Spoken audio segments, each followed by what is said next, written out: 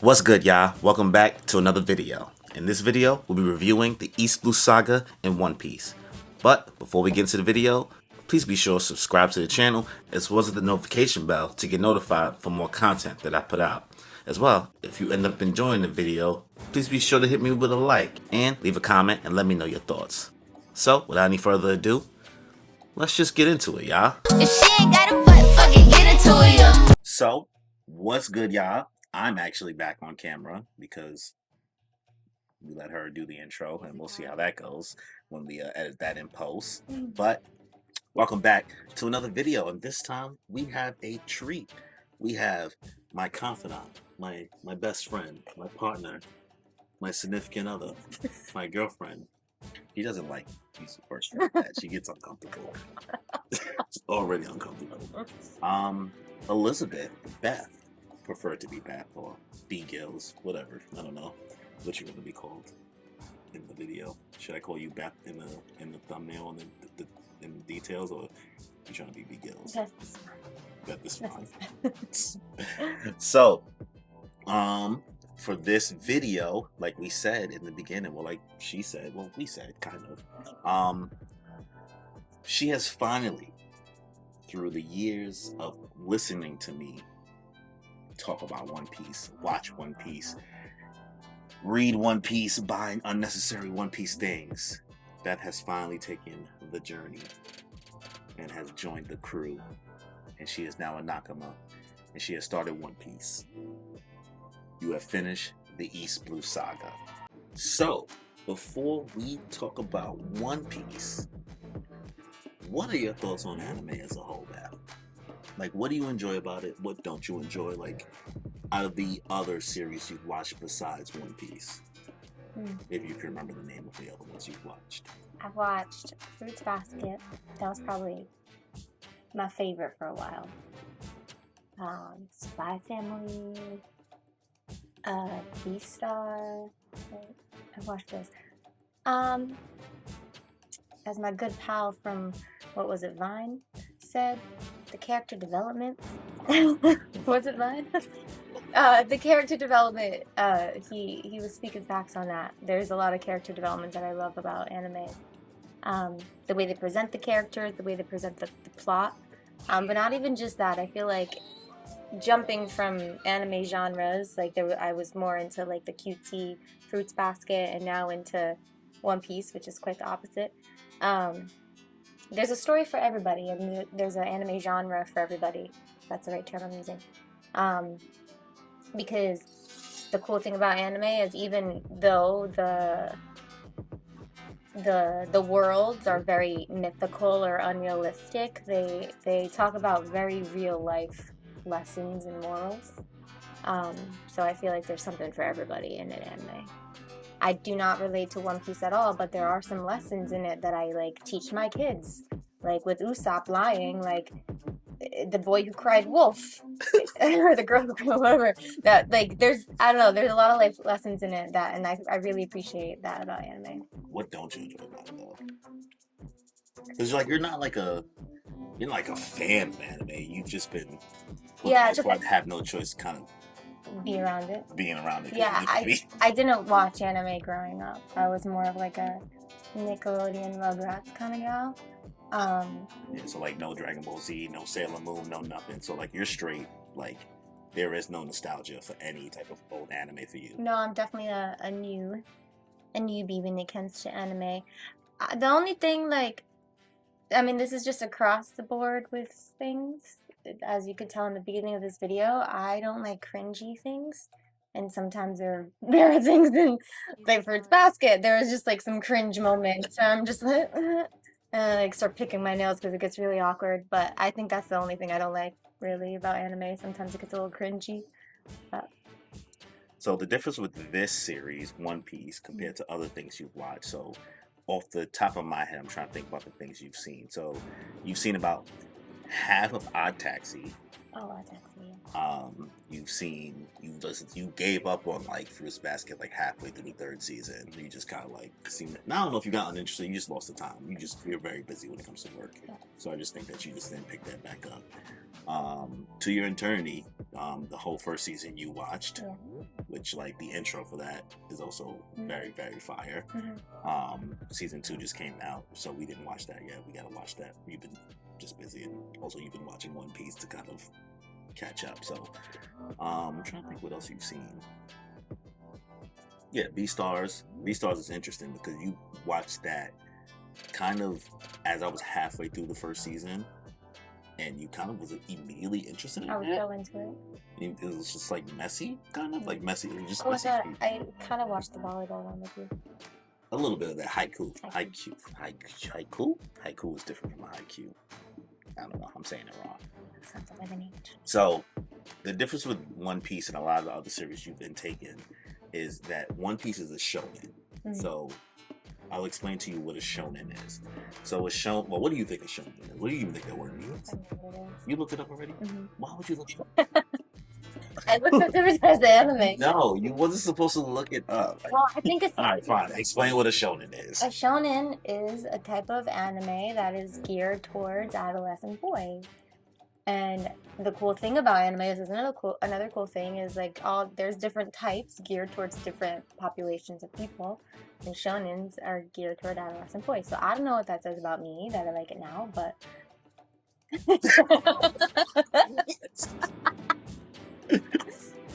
As a 28-year-old woman. Okay. Okay, little boy. So fine, I guess you already know what a shonen is, but there's so many other different things. So like there's like shoujo. And shoujo is usually geared towards like young adolescent girls and stuff like that. And there's like seinen. And seinen is stuff like, I'm sure you've heard the series before, like Attack on Titan. And the series I've been doing on the channel, Berserk. Those series are like not for young adolescent boys. Those series tend to lean more towards being a lot more graphic, a lot more adult, and a lot more violence than what you see in One Piece. Kind of like One Piece, yeah, sure, they be fighting and stuff, but like Berserk and Attack on Titan, like people be like dying, like Game of Thrones dying. Like the uncomfortability that you get from Game of Thrones and House of the Dragon is what that version of like manga gives you. And there's just so many other different type of things out there. So we'll go on to the next thing. What did you know about One Piece before starting, and what did you think it was about? I only knew of it because of you, obviously, and the only thing I remember was wedding cakey. I don't know what that is referring to because I'm not there yet, but so I just pictured One Piece being like these like different characters and creatures just from what I saw in your statues and things. From my toys. Yeah, from your toys. I didn't fully know that they were even pirates. They were just like characters and creatures and fighting and that's all I really knew about it. I didn't know much. Oh, and all I knew was that this straw hat was very symbolic, but I didn't know why. But I knew of the straw hat because of obviously the One Piece logo and your straw hat. the some of the cosplay you've seen me do and stuff. Yeah, so. I didn't know too much about it besides wedding cake. So for context for everybody, so you have completed the East Blue Saga, and I kind of had to explain to you what an arc is and what a saga is. And I know it's like very overwhelming, especially for a series like this that has been out since 1997. So One Piece has come out basically every week. A chapter has come out every week since 97. It's currently 2022. So you think about how many years that is. It's only one author too. The thing with manga that's different from like comic books is that there's one author. It's one person. And this person kind of just like releases this. This is their life work. Where like comic books, like, Spider-Man, Superman, Batman, those tend to have different people who work on it for a specific run. Like maybe like this guy like Michael Bendis would work on it for like maybe 2 or 3 years of this run. Maybe like an Ultimate Spider-Man. I'm not saying the right ones, but like he'll do Ultimate Spider-Man for 3 years and be like, okay, you know what? Let's do a refresh. Let's let somebody else work on Spider-Man and we'll do a whole reboot. Where like manga is completely different. So like One Piece, Naruto, Dragon Ball Z, like Dragon Ball, all that stuff. It's one person telling these stories. There's no other cooks in the kitchen in regards to it. So I think that's what makes manga a lot more engaging, in my opinion, than comic books. So, you finished the East Blue Saga. You've gone through every arc. You're currently still watching. You're already in Alabasta, so she's already in the Alabasta saga. So I'll let you guys know. She's a few episodes in. She hasn't seen too much, but she's in there. So, in your own words, we're gonna go arc by arc through East Blue, and give us your summary and your best words and your thoughts on the arc as a whole, and give it a rating out of 10 off the top of the head. So we're going to start with the first arc, which is Romance Dawn. I mean, that's the introduction. That's we get to know Luffy and his inspiration from Shanks. The introduction to the Straw Hat, right? And also we meet the legendary Zoro. Yeah. Listen. Yeah. So it's kind of the introduction to it. You get a little bit of character development on Luffy, but you get way more as the arcs go on. You also get introduced to the devil fruit, the gum fruit, and how he very impulsively ate it because it's Luffy and he eats everything.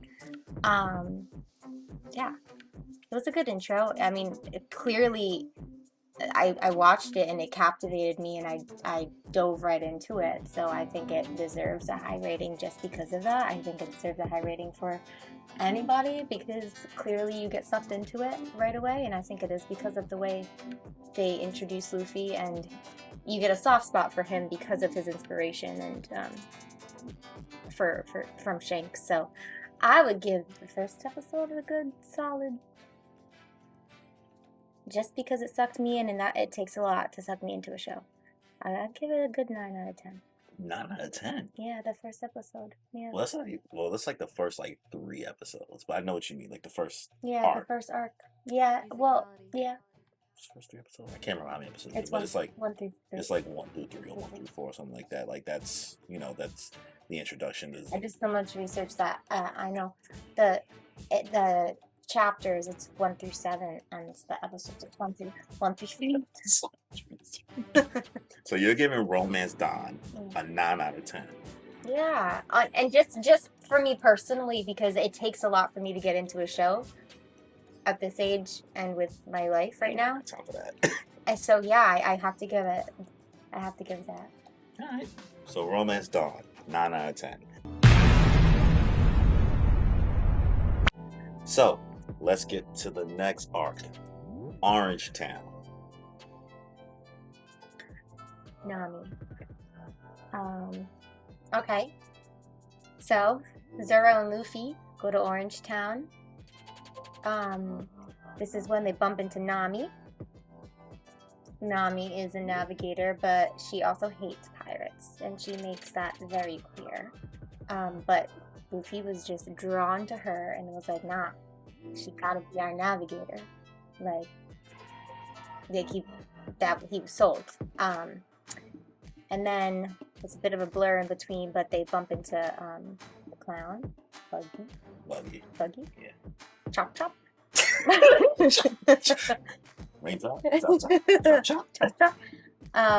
This is where the viewers or the readers are introduced to other devil fruits, so that's kind of cool, because I didn't know that there was more than one type of devil fruit at all. I don't know if I missed that in the first saga, but I had no idea, so I was like, oh shit. They briefly explained it in the first arc, I think, but even devil fruits as a whole, the concept of, I mean, granted, I can't swim, so I would gladly eat a devil fruit, so because I'm in the same place. Would you eat a devil fruit? Yeah, I don't need to swim. If you had a devil fruit, what would it probably be? And you gotta think of the name for it right now. Oh. Since I told you the name of the convention of it. Think about how wacky this world is, so you can be wacky as possible. I don't know. I want to fly. I knew he was gonna say. I knew he was gonna say fly because I knew he was gonna fly fruit. I was gonna say, but is that boring? A little cliche. What about the air fruit? Air. No, I like fly. Listen. Well, if you have the air, like you can like use the air to make you fly. Yeah. Nah, you good. You just want the. That's fine. I like it. It flows off the tongue. Fly. Yeah, fly fruit. But anyway, the clown Buggy has a chop fruit. So it's basically. Oh, this is where I like hated Nami for a second because I thought she like turned on them. She did turn on them because she just wanted her coins, her money. Get that Nami's about the paper. I respect it. But then in the end, they end up defeating the clown, Buggy. And yeah, that's all I really remember about. I'll say the one thing that I remember. So I basically have watched her watch it. It's also helped me kind of get more refreshed in the series. But this is the first, and this arc is where an emotional chord hit for you. When you had the Chocho, the dog, that you was like, yeah, you immediately was like, nah, we got to protect I forgot you at that all was costs. this one. I forgot this was this arc. That was the with the owner died. And Yeah. Yeah. Yeah. So that seemed like that messed you up a little bit. A little bit. So I feel like in Orange Town, that's kind of like the first moment you realize, like, huh, is this series fake emotional? Is this something? It has its moments, yeah. Has its moments. So for Orange Town, out of 10, what would you give it? The fact that I kind of forgot some of it says something. But I do. I love Nami. I respect Nami, and I like that we were introduced to Nami in just the second arc. I mean, oops. Definitely lower than the first arc. I'll give it like a mixed, like 7 out of 10. 7? That's still pretty high. That's fair. Am I doing too high? No, that's respectable. I don't want to change your thoughts. But I'm also only one saga in, so like. Yeah, you don't have anything else to compare it to. That's the thing about One Piece. A lot of us tend to compare the arcs and the sagas within itself because it's really hard to compare this series to like other series. Like you have never, not once, I think, ever seen a clip, or I've shown. Maybe you've seen a clip. I've never tried to even attempt to show you Naruto. That's true.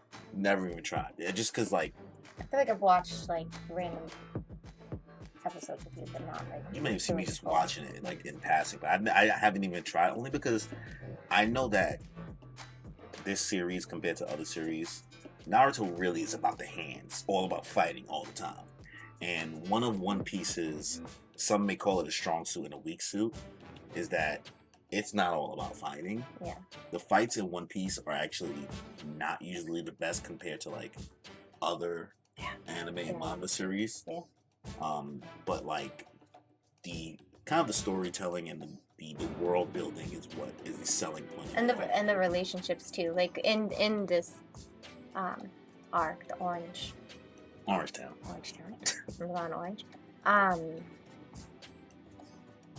Like again, Luffy really like automatically wants Nami to be a part of the crew, but she's not there yet. She's not a part of the crew in this one.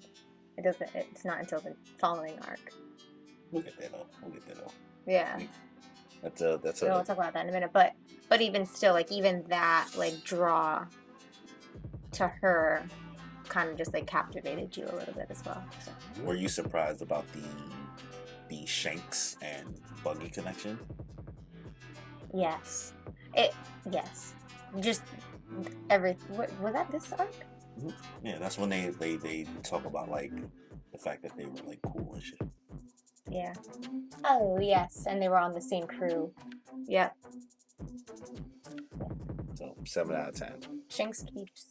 Shanks, young Shanks. Yeah, keeps popping up in it. I'll give you a spoiler. It's not a spoiler. It's not really a spoiler. You are on episode 72. Yeah. Something like that. So for context, the anime currently is, bless you. for context, so the anime is currently on like episode 1038. Mm. The manga is on chapter 1067 at the time of this recording. We still don't know a damn thing about Shanks. Cool. We don't know nothing. So there is nothing for me to spoil.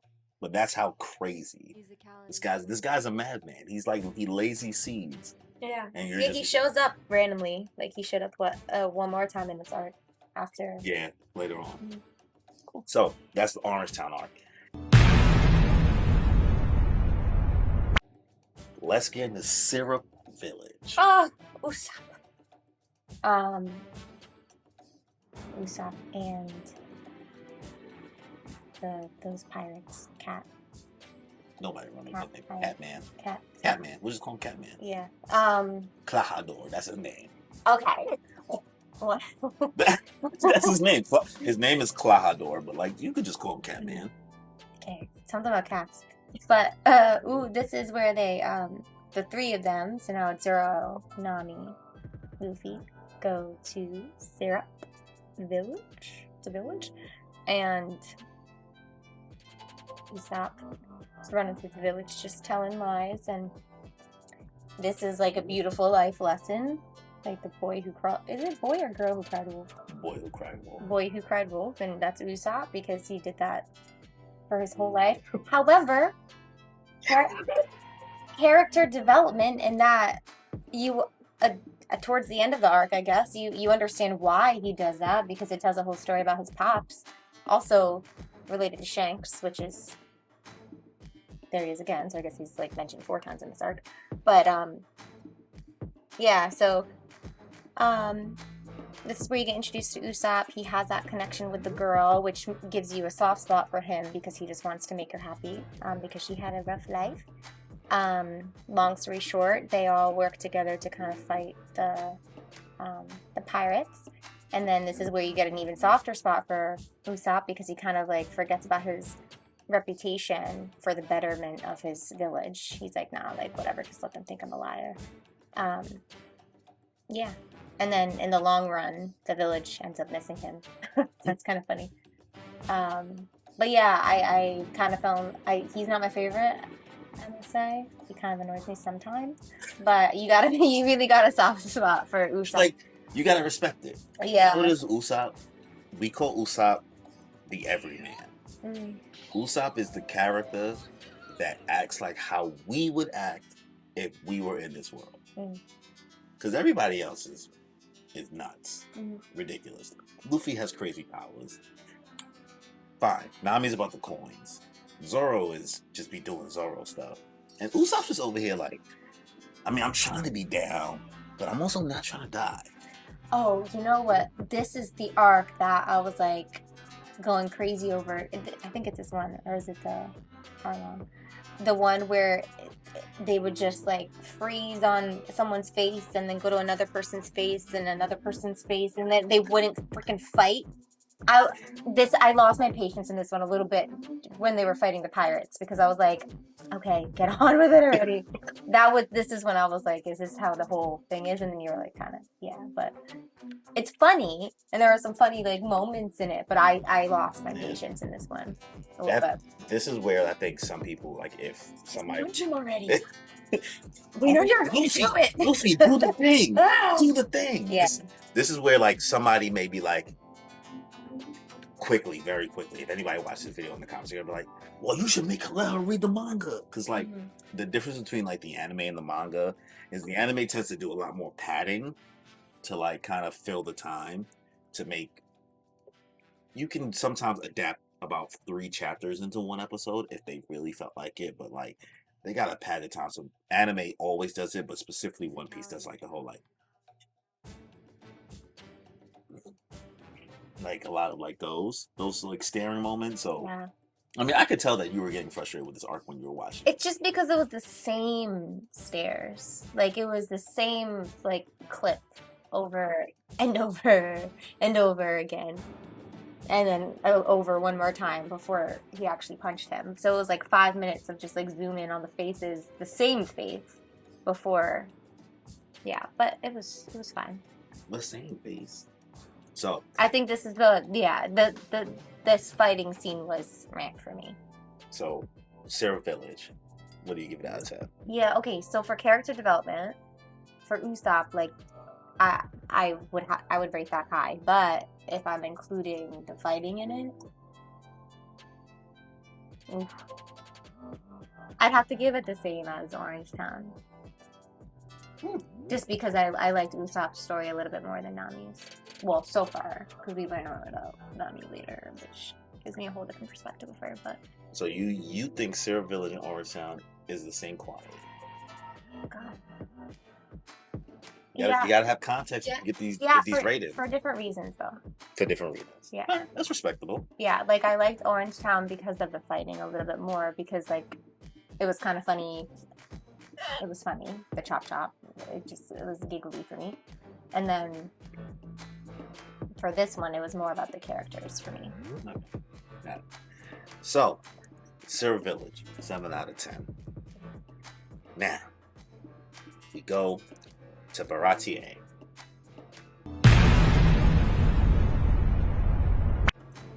Dog. Right?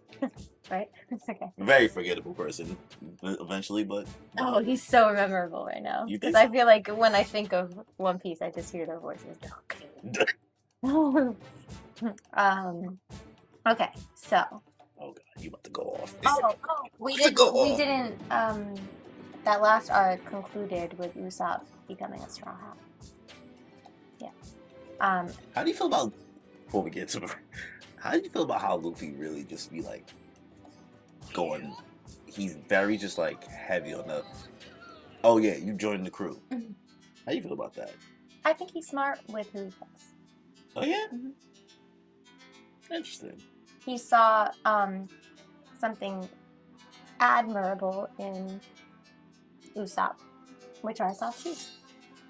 What's funny about like... I respect his pick so far. You respect... In the first saga, anyway. What about your boy Gaimon? The dude who's stuck in the chest. Oh, he's a Straw Hat? Luffy invited him to join. Oh. But he didn't become one, so... It don't matter. He didn't join, so it don't matter. Yeah. Well, I mean, yeah, I would too. He survived on an island for this whole time. You would have invited him. You would have invited him. He must be resourceful.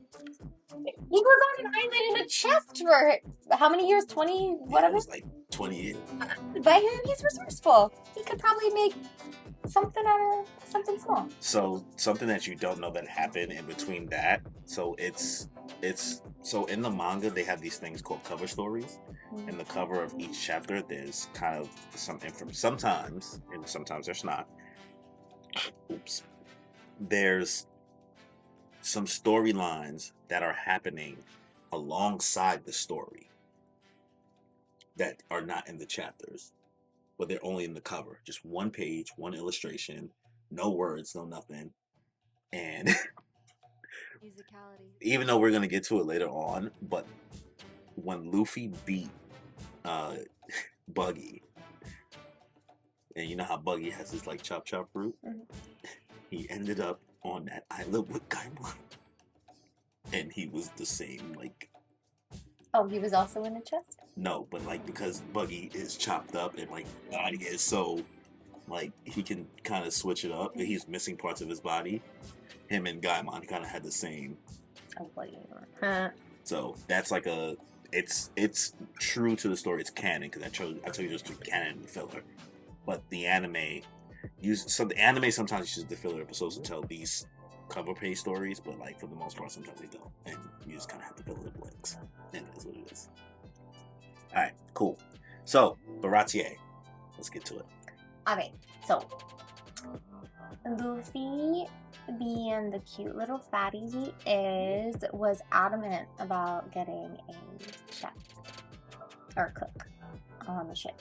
Musician more. He's heavy about the musician. I feel like he wants to cook, but so they went to the sea restaurant, and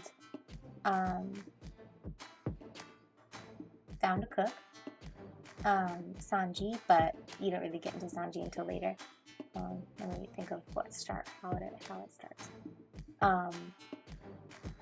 Oh, there was a marine guy. Okay, yeah. So there was a marine guy next to them, and they fired at the ship, at Luffy's ship. That wasn't Go Mary just yet, because that's at the end of the game. It wasn't. It was just their custom ship. It wasn't the Go Mary yet. It's at the end of. Nah, they have the. No, it's at the end of the arc. Nah, they got the Gold Mary at the end of Syrup Village. It was the Gold Mary. Because Luffy broke the mast a little bit. Oh! Yes, they have the Go Mary now because that's the whole purpose of them going to Syrup. Going to the next arc. That's for the next arc. Well, no, the whole purpose of them going to Syrup Village was to get a ship. Yeah, they had something. They tried to get it from that rich girl who... Yeah. Okay, my bad. So they had to go marry. They were going to go get a cook now. From Baratie. Baratie. Baratie. Okay. So there they go. I think it's French. It sounds French. I took French, also it's Baratie. Okay. Baratie. So they were going, get a cook. They accidentally... okay, well... The marine ship shot at the Go Mary, but obviously Luffy pow towards the sea restaurant, and then the owner, the badass owner, I forgot his name, Zeph got pissed, and he was like, "You have to work here for a year." So then Luffy ended up being. Is that your English accent? I don't know what accent that was. So then Luffy kind of got stuck there, and then like the other crew people were like, "Where is he?" Long story short, this is where we were introduced to Sanji. Sanji helped a pirate of Don Krieg's, one of Don Krieg's crew mates.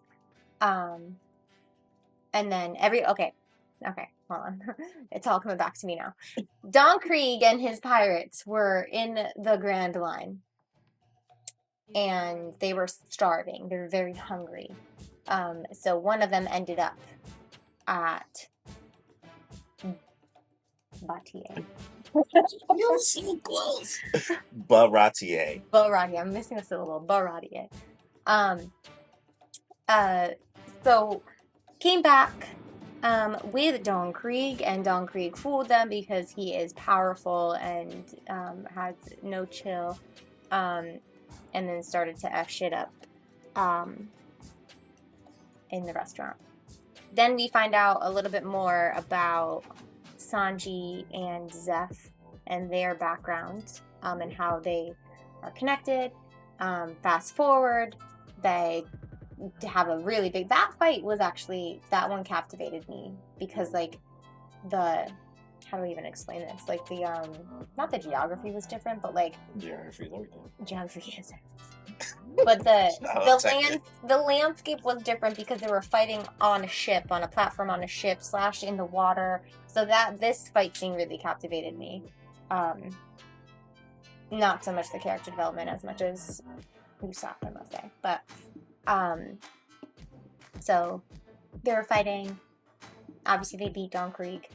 And then took some convincing, but they got Sanji to be the cook. But it also, like, they trapped Sanji to be the cook because Zeph knew that it was best for him because Zeph is kind of like a father figure to him. And, yeah, so each arc, basically, they're getting a new crewmate. Although Nami technically is not an official crewmate just yet, but she's still there.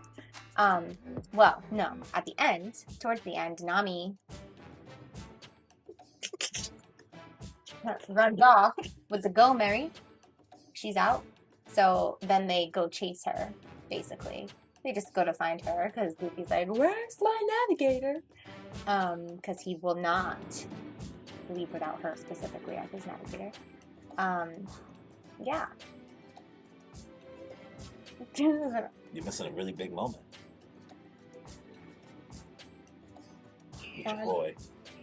Your boy. Zoro, yeah, he fought the most powerful. This is why the fight scenes are cool, because there's so much going on, and then Zoro,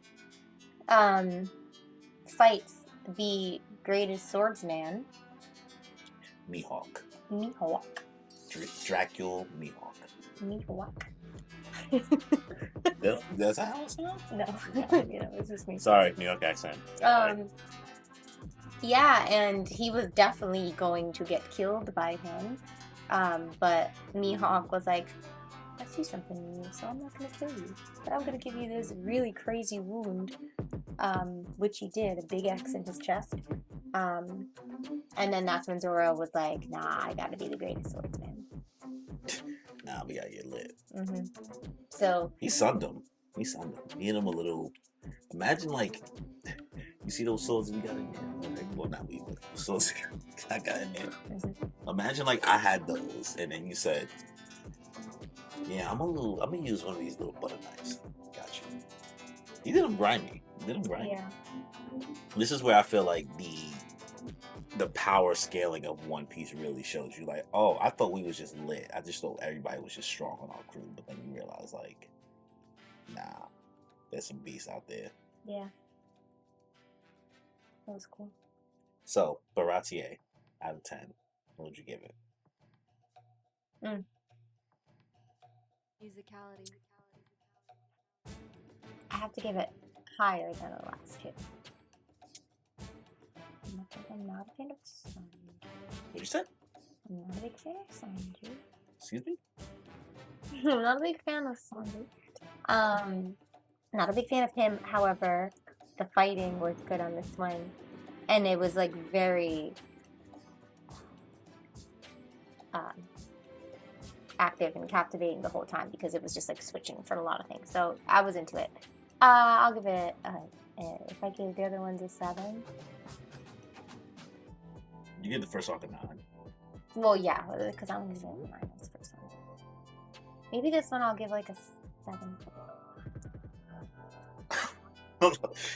You didn't want to commit to that 8. It was like 7.5. 7.5. All right. We're almost done. Arlong Park. This had a lot. This fucked you up. This had actually, I got you right now. So, I'll pull this up on the screen, but I actually, without you knowing, so permission not granted.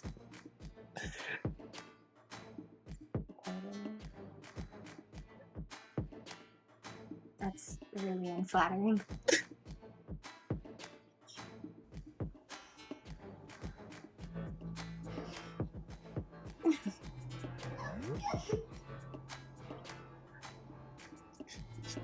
Yeah, this scene. I recorded this too. Nah, you recorded it after. This is you really turning.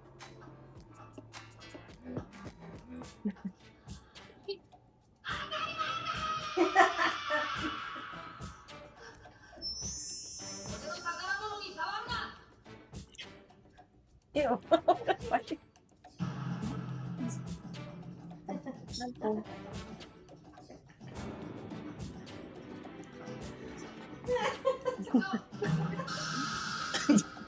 This arc had you fucked up. That out of everything every episode you watched up until this point, because I was waiting for this moment. I was waiting for this to hit you.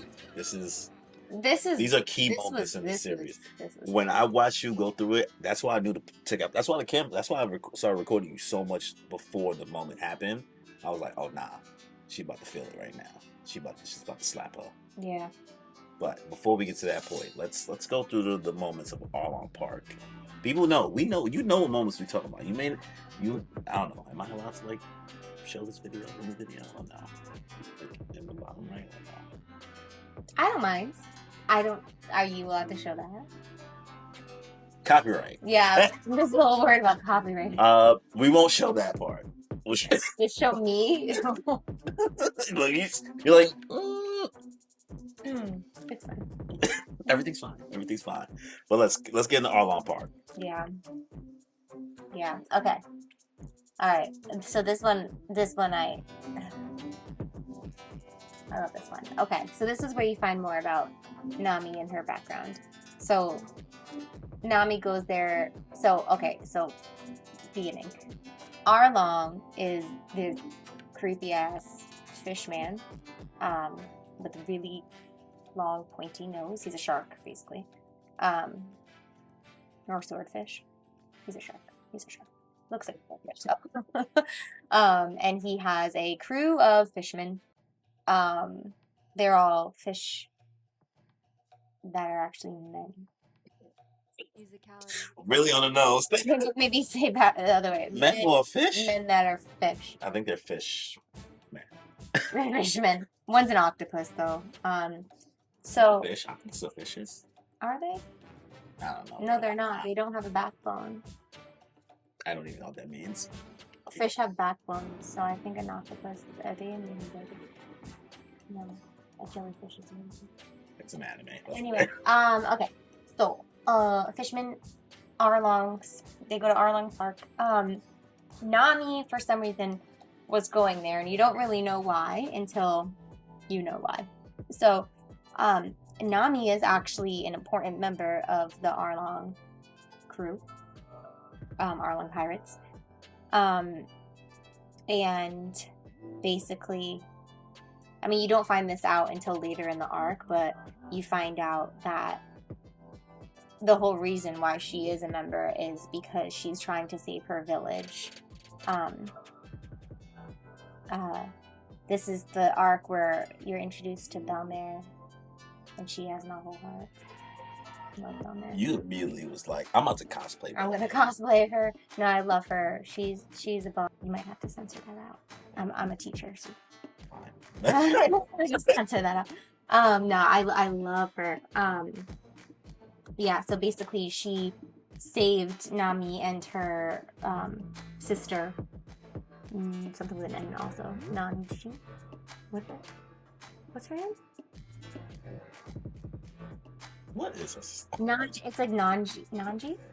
No, that sounds wrong. It's something with an N also. Saves her sister. But then the Arlong pirates come and like take over the village.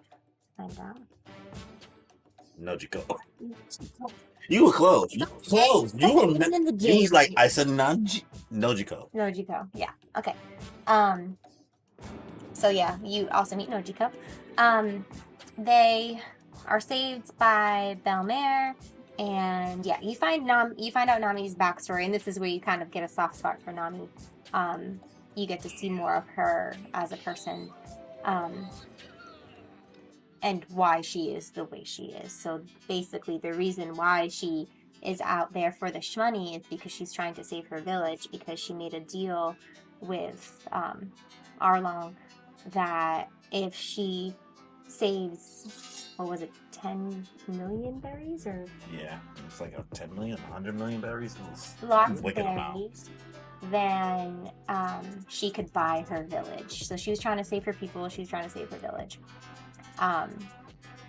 So that was her whole plan. So she was saving it in the, was it tangerine? Tangerine like patch, yeah. It's tangerines, right? Yeah. It's an orange. But like in her tangerine patch, she had a berry deal. Yeah. So Belmare basically died protecting the two daughters because she didn't have enough money to pay up the fare or whatever that Arlong was charging the village. So yeah, that's what Nami's all about. She's just trying to save her village, save her people. Then Luffy and the crew finally come on board. They're just like, oh, this is also when they think Nami stabbed Usopp, but she didn't really.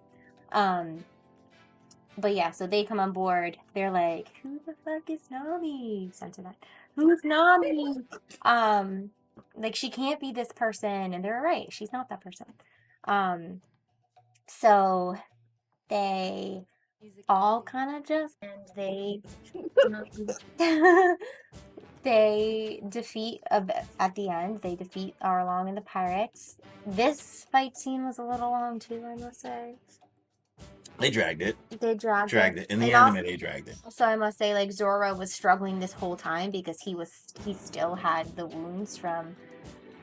And he only had one sword. I want to call him Hawkeye. What's his name? Yeah, Hawkeye. That's fine. Okay, yeah, he had all the. I mean, wounds that from works Hawkeye. out for you because you're good with the Marvel shit. So. Yeah. He had all the wounds from Hawkeye still. So he was like struggling, but I just gotta keep writing down every censor. 45, 30. I'm like right in the top. Yeah. Trying to think of like the main takeaways after this. Oh, Nami officially became the navigator. That was big at the end of this. We all, I think, as an audience, got a better understanding of her and her as a person, character development. Yeah. So, the moment. The moment that had you like, oh nah, what? That trapped me. I was like, yeah, I gotta keep watching. How do I even explain it? Go ahead. Try Okay. It's we call it like the straw hat, like we call it the crew moment, straw hat shot. Like it's like the money shot. It's like when that happens, because it was powerful. It'll happen again in the series because like look how long this has been running. But that was the first moment. Yeah. So basically, Nami was crying, and Luffy was like, basically, no one puts baby in a corner. No one makes Nami cry, right? And so that's when he was like, nah, I gotta kill Arlong for doing this to our crewmate. And this is when, like, you knew that Zoro, Sanji, and Usopp were all just, like, down for whatever. Gang shit. Seriously. And so it was beautiful. It was beautiful. Basically, Luffy was like, let's go. And then they were like, bet. And they all just started. They were walking. They all just started walking. Yeah, to fuck shit up. It was. Sorry. 51. No, it was a moment. It was the moment. What'd you think about the Arlong and Luffy fight overall? It was cool. It's like hard because like I know how many episodes there are, so there were moments where I'm like, oh my god, Luffy's gonna die, but I'm like, he can't die. There wouldn't be a story. You're like, there's so many episodes left, so. Yeah. So I was just kind of like waiting for the moment for Luffy to defeat him, so it went kind of long again. But it was cool. I also like how like this was also the arc where Luffy kind of admitted like, nah, like it's not just me, it's me and my team, it's me and my crew. Like Luffy can't do it alone. He was about to die in the ocean, and it took 2 people, 3 people, 4 people to get him out. So like this was a very humble arc for Luffy, and I'm happy that he's humble and not like I got this. Yeah. So I like Luffy for that. All right, cool. So,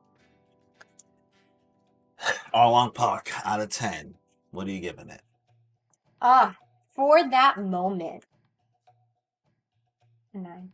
A 9. Yeah, just because of that moment, and also again, Belmare is my love, and I got to understand Nami a bit better. So. You still trying to cosplay Nami? Kind of. Yeah. I'm only laughing simply because, current. This is, if you might be spoiled if you are watching this video and are not caught up with the series. I guess she lives with me, so I have a Nami figurine in the crib, and she didn't realize that this was Nami because I have a further down the line version of Nami, and she didn't know that was her. And she's been gung-ho about being like, oh, I'm a cosplay Nami. And I was like, all right, it's up to you. You'll see. But we'll see if this will be down. We'll see. That's your friend. So Arlong Park, 9 out of 10? That's what you said? Yeah, because of that moment, because of Belmare and because we got to know Nami a bit better. Alright. So, finally, the last arc in the East Blue Saga. Loguetown. What do you think? So, this was the one arc that we didn't get introduced to. Oh, yes, we kind of did, didn't we? Well, I don't know yet if she comes on. Am I going into the next saga? You are thinking about the next saga. I take that back. Okay. This is the one arc where we're not introduced to a new,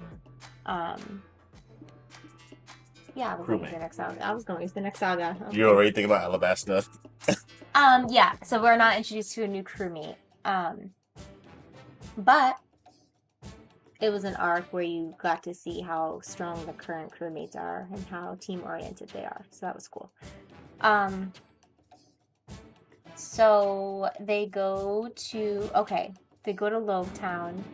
Sorry, I have to remember everything because there's a lot. This is where the former king of the pirates, Gold Roger. Thank you. Gold Roger was born and died. So Luffy was like, hell yeah, we gotta go there. And Zoro was like, bet I need new swords, but I don't got money. Nami, you got that coin. She had that coin. With interest. With lots of interest, even though he didn't end up spending the money. Yeah, Sanji was new Sanji. Sanji hate is real. He was so annoying in this episode specifically. So yeah, this is where that big marine guy was there. Forgot his name, but he had a devil fruit too. Smoker. Mm-hmm. Plume. Plume. The plume fruit, but this you could, if you want to call it the smoke fruit. Smoke fruit, because his name is Smoker. It's very on the nose. So he had the plume fruit. He was there, but you don't really know he has a plume fruit until later. But then there was that girl, the swordswoman. Tashigi. She was pretty cool. What do you think about Zoro's backstory? Because like this girl, Tashigi, looks like. Yeah, we didn't even talk about his backstory. Yeah, yeah, that made him a little bit more endearing, I guess. His story a little bit more endearing, I would say. Because he's doing it for her, basically. So, yeah. I like it. And yeah, so, okay. I'm trying to think of the main plot points in this one. Basically,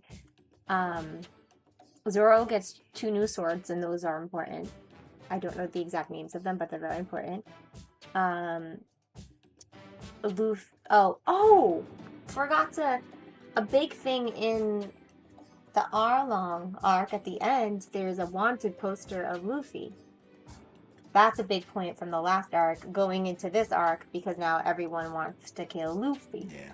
For what, 30 billion berries or something? 30 million.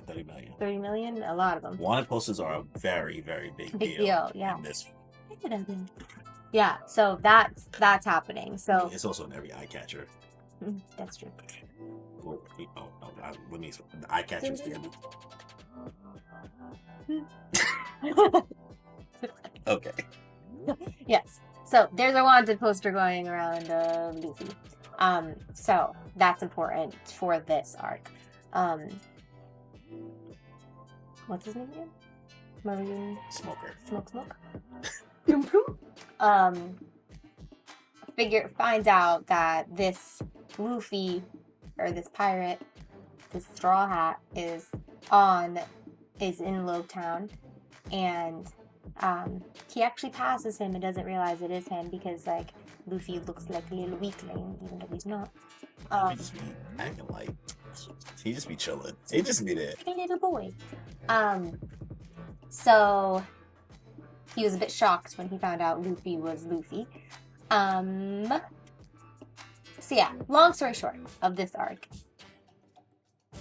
This marine guy wants to kill Luffy and the crew and the Straw Hats, and then, surprise, surprise, some of Luffy's old enemies,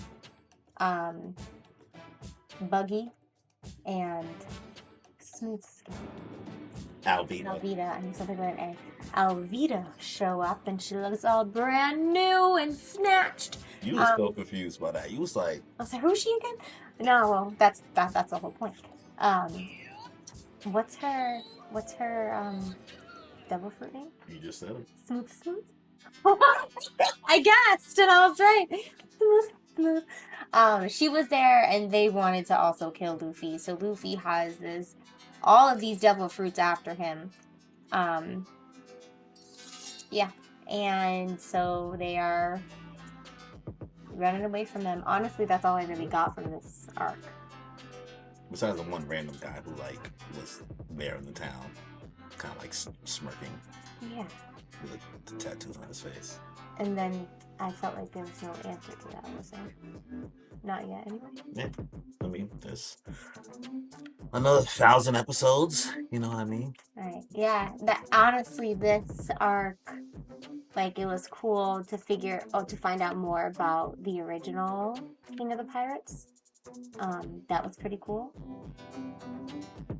But nothing really stood out to me that much besides them, like...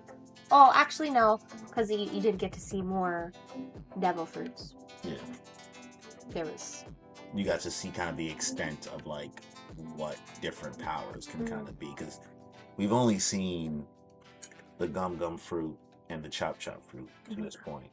But that we get to this arc, and now... And your boy Smoker with Smoke, which, like, that is crazy in itself when man can turn to smoke. Yeah. So I guess that's cool. That stood out in this one. But then they ran away, and then they headed towards... This was the last town they hit up before they went to the Grand Line. So I guess that's cool, too. And they escaped on the Gomeri, which I didn't think was going to happen because... The homie was about to burn it down. Yeah.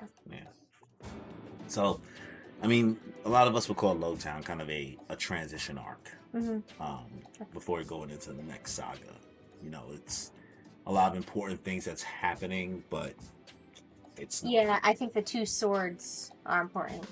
And I'm only saying that because I do know a little bit into the next saga, and those play a part in the next saga, in the beginning episodes the beginning arc.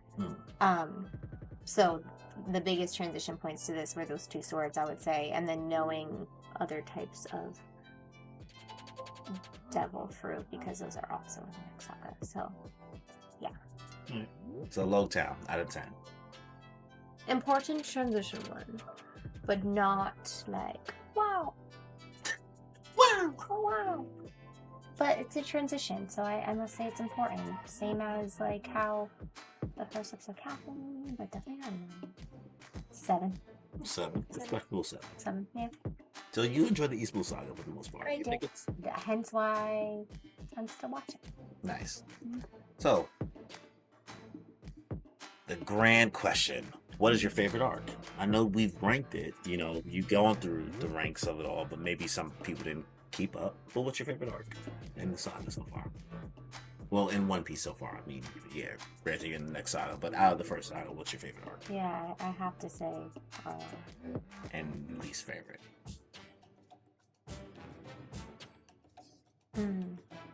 It's between Orange and probably Orange. Orange? Orange, yeah. Okay. So, who was your favorite Straw Hat? At the moment, so it was like... You can tell by the shirt she's wearing. Oh, I didn't. No, it's not purposeful. It's unconscious. No, at the moment it is Zoro. I just feel like he is very...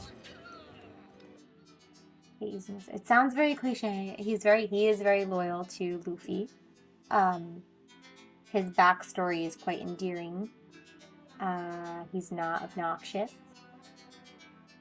like some of them. And Yeah, I feel like I'm being attacked because I haven't told you anything, but I feel like you keep doing this eye thing to me because we know that. All right, go ahead, continue your point. yeah, no, Zoro's my favorite right now, but like Nami is creeping up there. I really appreciate Nami, but I also like if Belmere were a Straw Hat, it would be her. But she's dead. So. Replaced. But yeah, it's Zoro, and then second would be Nami. Least favorite. Sanji. So, house divided. Sanji is my favorite Straw Hat. I know. Why is he your favorite? I want to know why. You alright? But only based on the first saga, because you can't tell me anything. Yes, I can't tell you anything for the future. Even though, honestly, Was he your favorite in the throughout first? the whole series, honestly, this is a continued argument. This never ends. This will keep going. I just think that Sanji's backstory and as a character in the beginning is a lot more interesting. Do I respect Zoro's, loyalty, his badassness? Yes, I think that's what carries him is his badassness. I think Sanji feels a little bit more human, like more real, with a more realistic not realistic backstory because they're all fucking kind of all over the place. But his backstory just like hurts more. It's like, oh, you really did not want to leave Zeph for these reasons. Even though you guys acted how you did, in your own way externally and like seemed like you guys were beefing all the time, there was such a deep respect and deep connection that he was just like, I'm just gonna stay here for the rest of my life and make sure I work his dream through. And Zeph had to force him to like kind of move forward. So I think that's admirable and respectable. I feel like Zoro's backstory is a little okay. Shorty fell down the stairs. The backstories, I would say Nami's is the best. Yes. I think Nami's is the craziest right now. Nami's acting like an OD brat. But like Nami wanted to save her whole people and village. So I'd say her backstory, in my opinion, is the most impressive overall, the boys. But Sanji is just like, sorry, censored. If a woman is, censor again, a badass bitch, let them fight you. Without being so caught up in the fact that they're a woman. Like, she has more skill than you, so put it to the test. Like him getting mad at Zoro for sword fighting a woman even though she's the one that wanted to. Like, chill, bro. Chill, bro. I agree that his backstory, that's why I enjoyed his backstory. It was endearing too, but like, his whole personality and this whole like... He's what we call a simp. Simp, yes. As the young people call him now, he is a simp. He is. And it's annoying. He's annoying. It's annoying. All right. So, we'll start to wind this down. What do you think the One Piece is? So... As I was like... Do you think it's real? Yes. The One Piece! The One... What I think it is, I don't fully know yet. When I first started watching it, just based on the emblem thing, I thought it was this actually a piece of gold with the emblem. Mm-hmm. That's what I had pictured it, One Piece being. But then as I started watching it, I was like, oh, maybe it's something really important. I think as I watch more, I'll have different theories on what it could be. But I think it could be a really powerful piece of something. Really makes you think. Or it could be a map to all of the devil fruit or something. Or a garden to the devil fruit. I don't know. Something cool. That's actually... So, we have not... I've tried my best to not really talk about this series with you. It's been annoying. You've kind of asked me questions, and I'm kind of nope. I want to kind of save it for when we do this.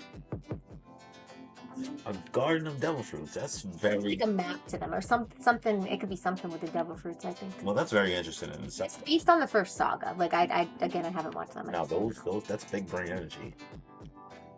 All right, don't smirk, bro. BBE. Hey, yo! Okay. That's me. in regards to like having a garden of devil fruit that's Well, God. that's not. I mean, we still don't know what it is. I'll tell you that right now. That's the author did say that the series will end when we find out what it is. Cool. So that's what it is. Maybe we'll never find out. So now that you finished the East Blue Saga and you've stepped into the Alabasta Saga, what do you think so far of what you've intaken in the Alabasta Saga? Can I give some stuff away? Come on. Yeah. I'm really enjoying it so far. I'm a bit of like a dino geek, and right now I'm on the I forget what Little Garden. Little Garden, yeah. And it's pretty badass. It's full of dinosaurs and there's giants. So it's like if this is your introduction to the Grand Line, I can only imagine what the rest of it looks like. So that's kind of cool for me. So I'm captivated by that. Nice. Yeah. So you see yourself continuing? Really? Yeah, absolutely. Not just because you live with me. No, I've been watching it on the trains without you, so. I got video of that, by the way, too. That video of you watching the train and walking the street watching it. Cool. So, I have a little segment I want to do for you. I'm not sure if you listen to it on your own, because I did kind of like send her what I was gonna like ask her beforehand. I was confused by that. No, I didn't. You have no idea what the word "for kids" mean. No. Bet. I read it, but I know. This is actually going to be hilarious, and I actually want to show you the difference. So, growing up being into One Piece, I don't relate because I hated One Piece as a kid. Yeah, no. I immediately gravitated toward Naruto. I thought One Piece looked goofy when I was a preteen teenager. Naruto was cool because like ninjas, they was fighting. This, as a child, if you kind of watch it now, think of the way you watch it now. Think about like, when I was 13, like, do I really want to see some dude stretching around and screaming, "Go, like all of that? Like, nah, not really. But not as a kid. Not as a 12 to 14-year-old. The ninjas seemed cooler, and also at that time we had this thing called the Big Three. There was this.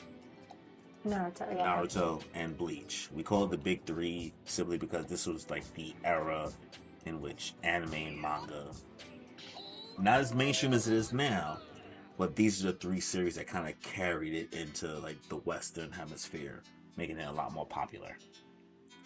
But you have strictly been watching it in the English sub, Japanese dub.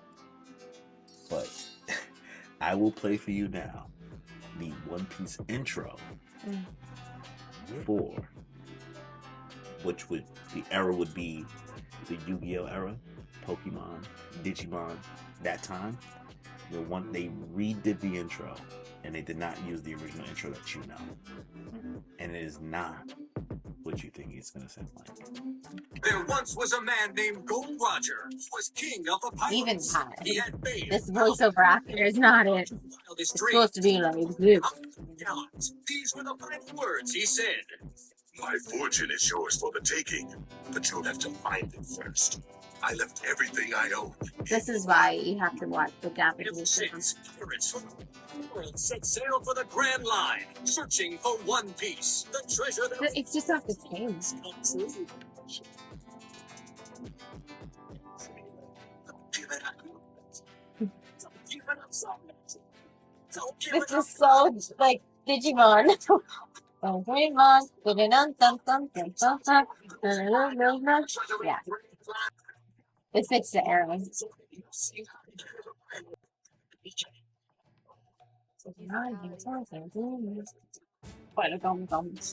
I don't hate it.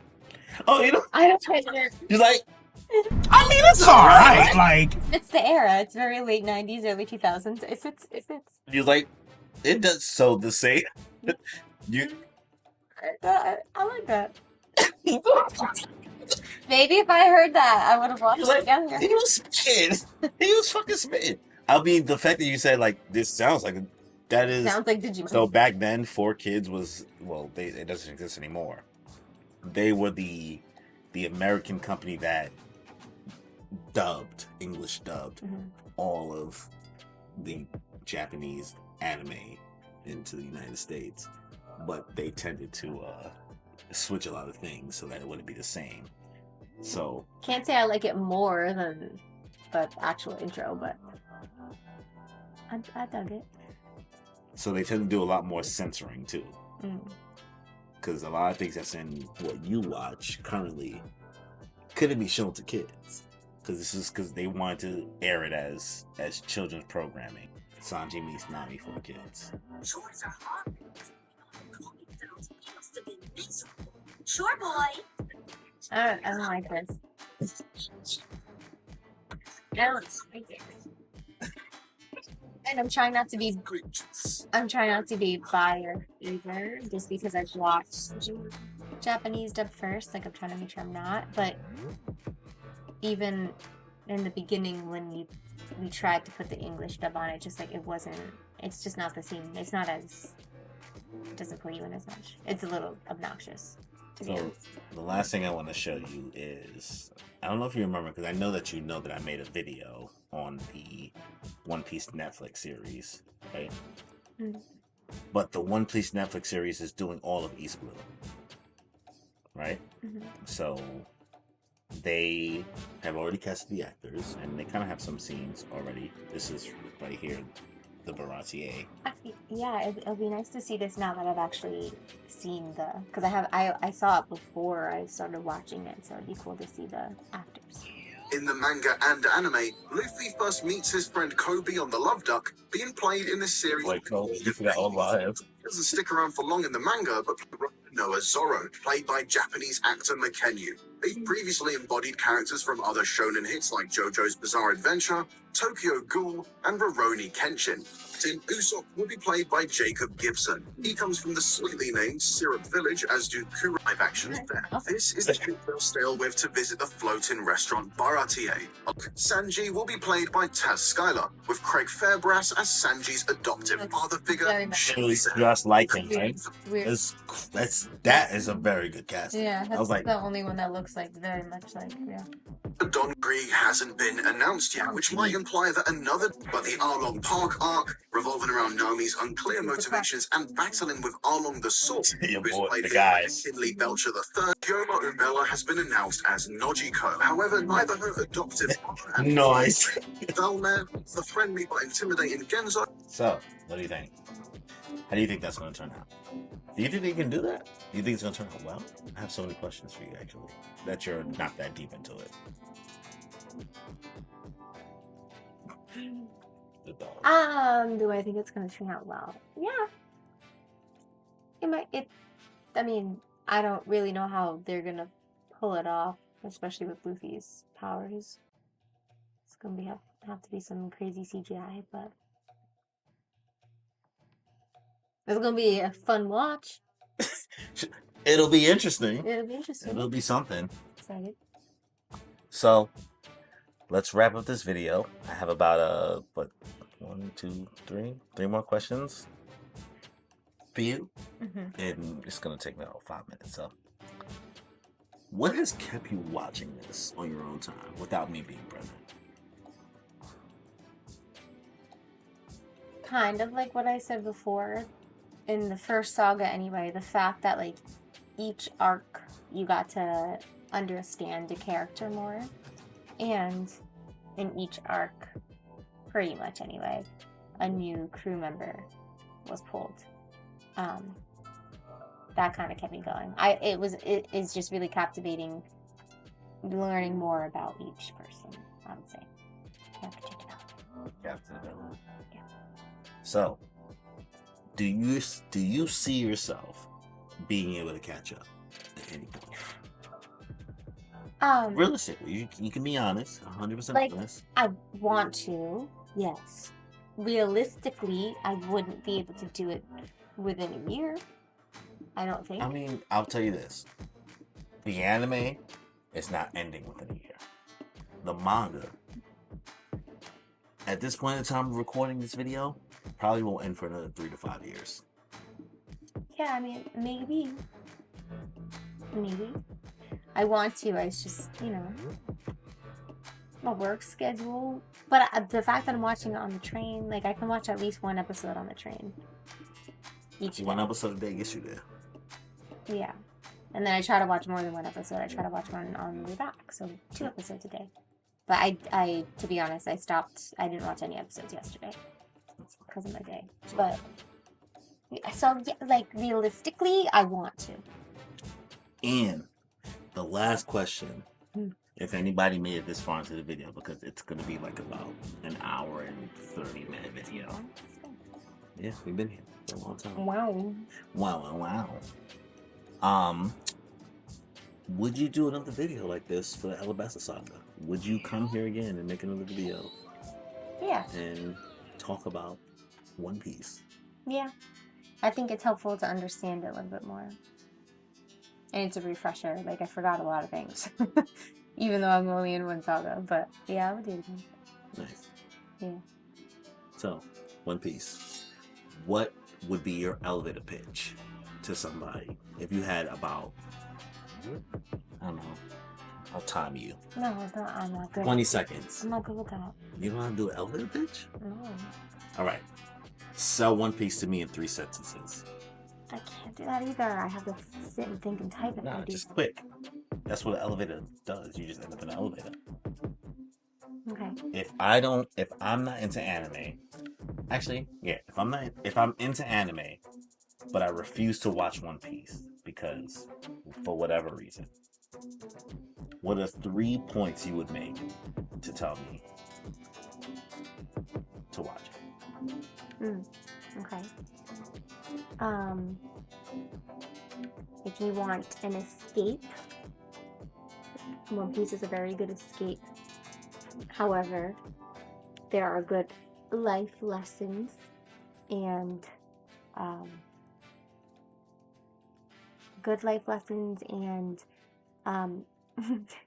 great character development.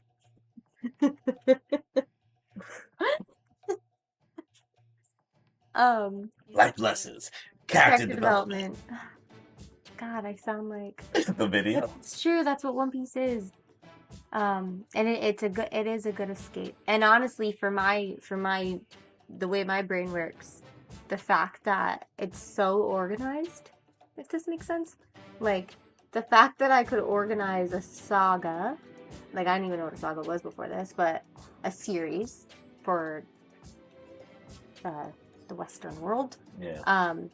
by arcs, and like each arc is an island because geography is everything. God, yo, bro, I'm gonna have to pay Tekken. He's never gonna see this video, but I'll have to pay him. Geography is everything. It's a really well-rounded anime. Between the life lessons, the character development, the way it's organized, and the way just the story captivates you. And this is coming from somebody who barely has time to watch my favorite show, which I don't even know what it is anymore because I don't get to watch it. If it captivates me, I'm sure it would captivate you. Yeah. The one thing that a lot of people fear from One Piece is like, it's too long. I refuse. It looks too goofy. I refuse. But that's a cool thing because, like, a lot of times when you get into a show, you have to watch it like week by week, or you can catch up very quickly. For this, you can just keep watching it. Well, the age-old tale I'll tell you, in my experience, hopefully it doesn't affect you. A lot of us One Piece people tend to can't speak. Been drinking. My bad.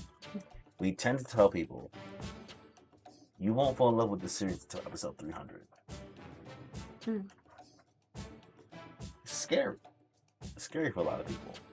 But you seem to fall in love with it. Not fall in love. I don't know if love is the word. I'm in love with it, but I'm not very into You it. enjoy it. You enjoy it so far. I didn't enjoy the series until Baratie. I was kind of just pushing myself through. Really? What pushed me through is that something can't be this long without being good. That's just not how things work. That's a good way to. Yeah, I think the fact that I know that Luffy's going to survive every fight. Until you see me crying in the house about something, you have nothing to worry about. Yeah. But again, the thing that's kept me going through just this first saga is the fact that I get introduced to somebody new every time, or just get to dive deeper into somebody's story every time. And to me, that means a lot to me in a show. Like getting to know the people and the whys behind why they're doing what they're doing. You get to know that a lot in One Piece. Has it turned to comfort for you? Like comfort TV? It seems like it has. That's why I watch it all the time. I mean, usually you watch like Rugrats or Emperor's New School, but Rugrats. it seems like One Piece has fallen into your mix as long as you have your glasses and you don't fall asleep. Yes. Yes. But also, there's something about the like, I don't know, I haven't watched, or even, I don't even remember any of the later episodes that you've been watching. I mean, you do know the intros for the newer ones. Yeah, of course, but You want to hit us with a note? Hmm? You want to hit us with a note? You want to hit us with a note? Like a singing note? no. You know the song. For the more newer arcs. You gonna make me sing it? Mhm. What? You know. Oh yeah, yeah, it's fine. The animation style right now, I think also might be what I'm into. It's like, Nostalgic.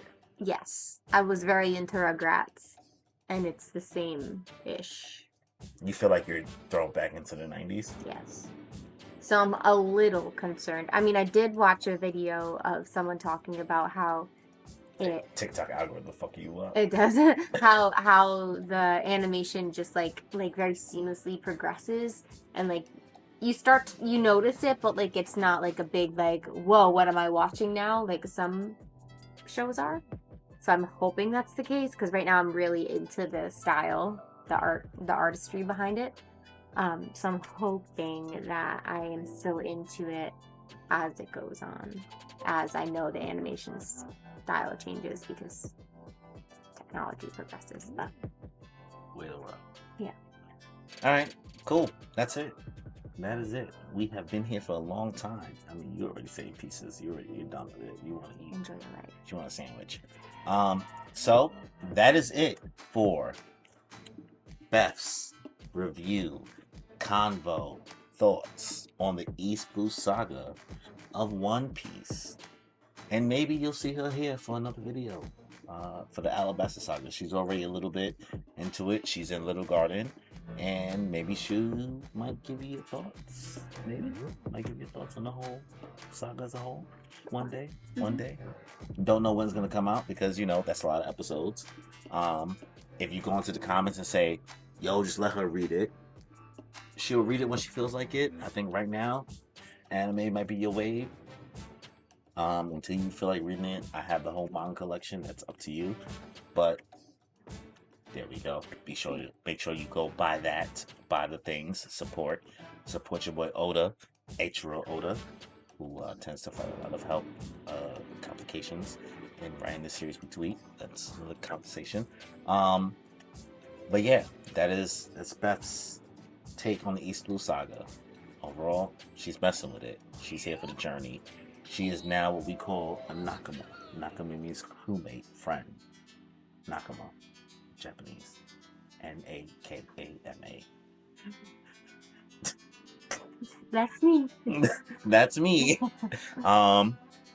So, we'll end the video here. But before we end the video, please be sure to subscribe to the channel as well as the notification bell to get notified for more content that I put out.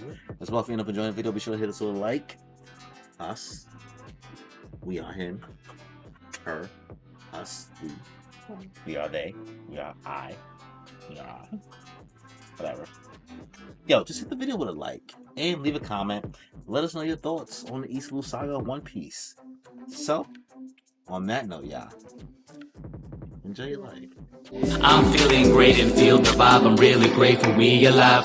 And I'm feeling great cause lately I've been on the way to something great. And I feel alive cause I create like every day and I'm on today.